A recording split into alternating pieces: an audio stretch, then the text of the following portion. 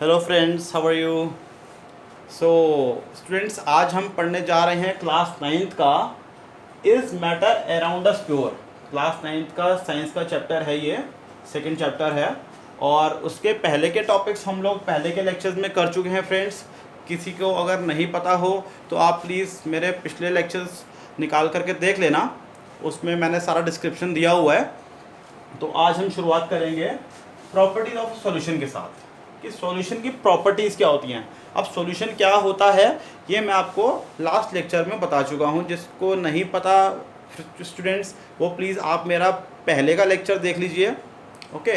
तो आपको सब समझ आ जाएगा। फिर भी कोई डाउट हो तो आप मुझे कमेंट करके बता देना, मैं आपका आंसर कर दूँगा।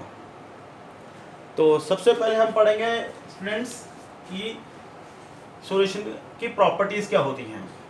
देखो, सबसे पहले तो हम कहते हैं कि that solution is a homogeneous mixture. It can also be called a true solution. अब एक होमोजीनियस मिक्सचर होता है सॉल्यूशन। अब ये होमोजीनियस मिक्सचर होता क्या है फ्रेंड्स, जैसे देखो एग्जांपल के तौर पर, फॉर एग्जांपल हमने यहाँ पे मेंशन किया हुआ जैसे सॉलिड, लिक्विड एंड गैसेस। हर तरह के सॉल्यूशंस होते हैं जो हम लास्ट लेक्चर में पढ़ चुके हैं, और इस लेक्चर में भी सिमिलर हम ये पढ़ने जा रहे हैं। तो अच्छा होगा आप मेरा पिछला लेक्चर ज़रूर सुन लो, और ये टॉपिक आपको और ज़्यादा अच्छे से समझ आ जाएगा। तो देखो, जैसे solid, liquid and gases 3 states of matter होते हैं, तो सॉल्यूशन भी 3 स्टेट्स ऑफ मैटर में एग्जिस्ट करते हैं। जैसे सॉलिड का हमने ले लिया एलॉयज फॉर एग्जांपल। अब एलॉयज क्या होता है, that is a mixture of 2 और मोर metals, okay, in a fixed proportion. 2 या उससे ज़्यादा मेटल्स होते हैं उसमें एक फिक्स प्रोपोर्शन में। जैसे एलॉय व्हील्स आते हैं, आपने सुना होगा एलॉय व्हील्स के बारे में,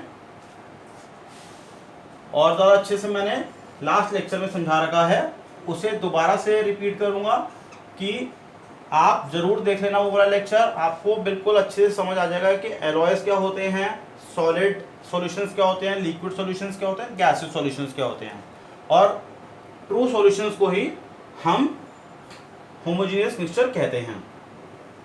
अब ये ट्रू सॉल्यूशंस क्यों होते हैं उसका आंसर भी लास्ट लेक्चर में है फ्रेंड्स। तो सॉलिड्स की अगर हम बात करें तो एलॉयज को हम एग्जांपल ले सकते हैं। लिक्विड को एग्जांपल बात करें तो हम एडिटेड ड्रिंक्स को, जैसे कि एडिटेड ड्रिंक्स क्या होती है, सॉफ्ट ड्रिंक्स हो गई, जैसे कोक, पेप्सी, लिम्का एटसेट्रा, ये सब होमोजेनियस मिक्सचर है, ओके। और गैसेस में बात करें तो जैसे एयर अराउंड अस है, तो वो भी एक होमोजेनियस मिक्सचर है।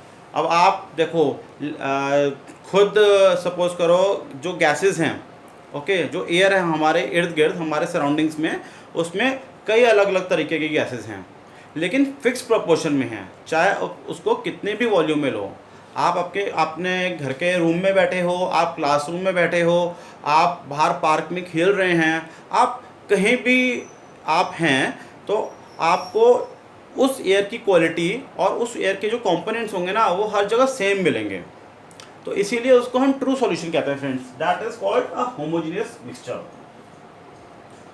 उम्मीद करता हूँ समझ आया होगा कि होमोजेनियस मिक्सचर क्या होता है, ठीक है। अच्छा, फिर भी कोई डाउट हो तो आप मुझे प्लीज़ कमेंट कर देना, मैं दोबारा से आपको एक बारी और अच्छे से समझाने की कोशिश करूँगा। Second, size of particles.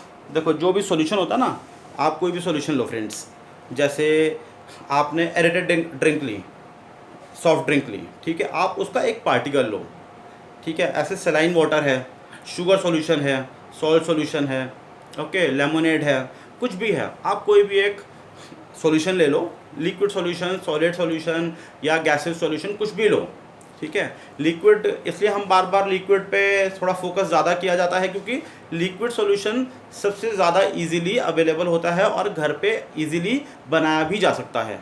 अब देखो, शुगर सॉल्यूशन बनाओ, आप सॉल्ट सॉल्यूशन बनाओ, तो आप इजीली उसको बना सकते हो घर पे। लेमोनेड को भी इजीली बना सकते हो, ठीक है। जूसेस, आप देखो फ्रूट जूसेस होते हैं, उनको भी आप इजीली घर पे बना सकते हो। ये सब ट्रू सॉल्यूशंस हैं फ्रेंड्स, होमोजीनियस मिक्सचर्स हैं, ओके। अब आप कोई भी एक सॉल्यूशन ले लो, एक मिक्सचर ले लो, होमोजीनियस मिक्सचर, और चाहे वो सॉलिड स्टेट में हो, लिक्विड में हो या गैसेस में हो, आप उसका एक पार्टिकल लो। एक पार्टिकल मीन्स देखो पार्टिकल्स क्या होते हैं, हर एक कोई भी ऑब्जेक्ट होता है ना वो छोटे छोटे पार्टिकल से मिल करके बनता है। ओके, जैसे हमारी ह्यूमन बॉडी है वो छोटे छोटे सेल्स से बनती है, ठीक है। इसी तरीके से ये जो जितने भी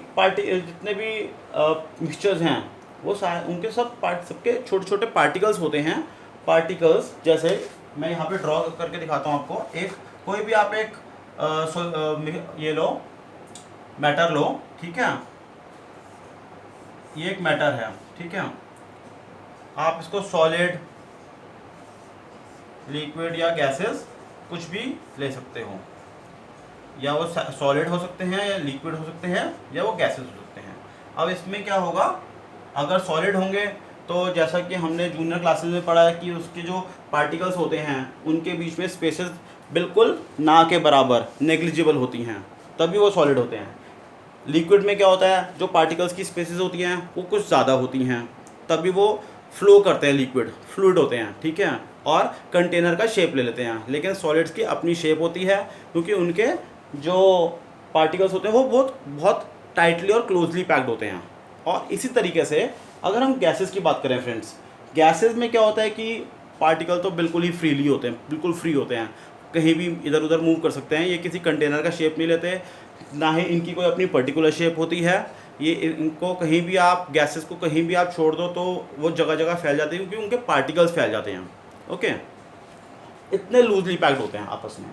तो इसी तरीके से ये पार्टिकल्स होते हैं, हम ये पार्टिकल्स बनाते हैं। ये डॉट डॉट डॉट डॉट मैं ये डॉट्स बना रहा हूँ, ये पार्टिकल्स है सब। ओके, ये सब क्या है, पार्टिकल्स हैं। These are particles.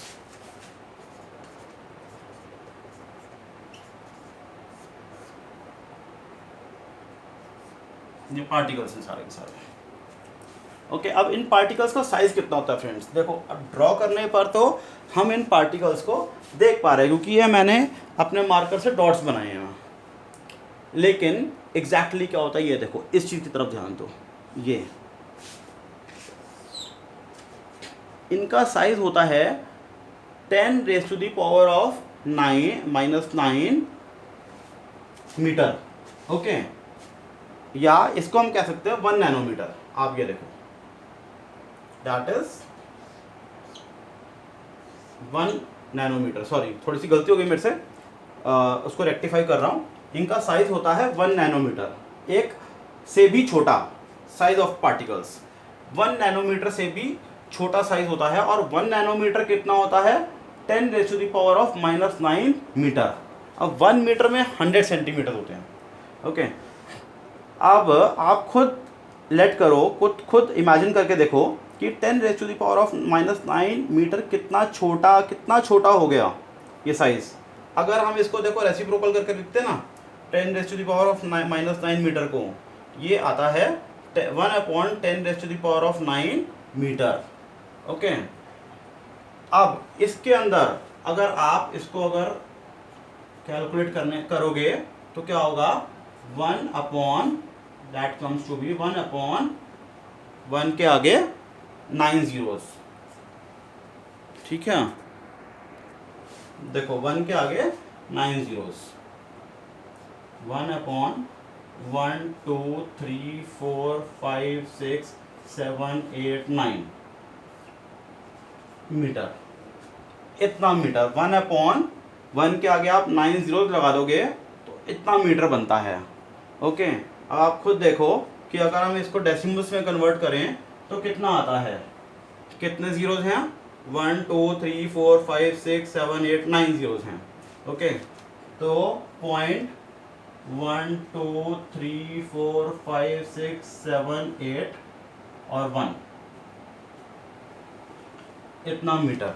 देखो डेसिमल के बाद यहाँ पे 9 जीरोस थे, तो डेसिमल के बाद कितने डिजिट्स आने चाहिए, 9 डिजिट्स आने चाहिए इंक्लूडिंग जीरोस, ठीक है। तो 1 ऑलरेडी एग्जिस्ट करा था, वो 1 ये रहा, और उसके आगे मैंने 8 जीरोस लगा दिए, तो 0.000000001 मीटर, ये 8 जीरोस हैं, 2 4 6 8, और एक 1। देखो टोटल जीरोस कितने हो गए, 8 हो गए, और टोटल डिजिट्स कितने हो गए डेसिमल के बाद 9 डिजिट्स हो गए, ठीक है, इस 1 को मिला करके।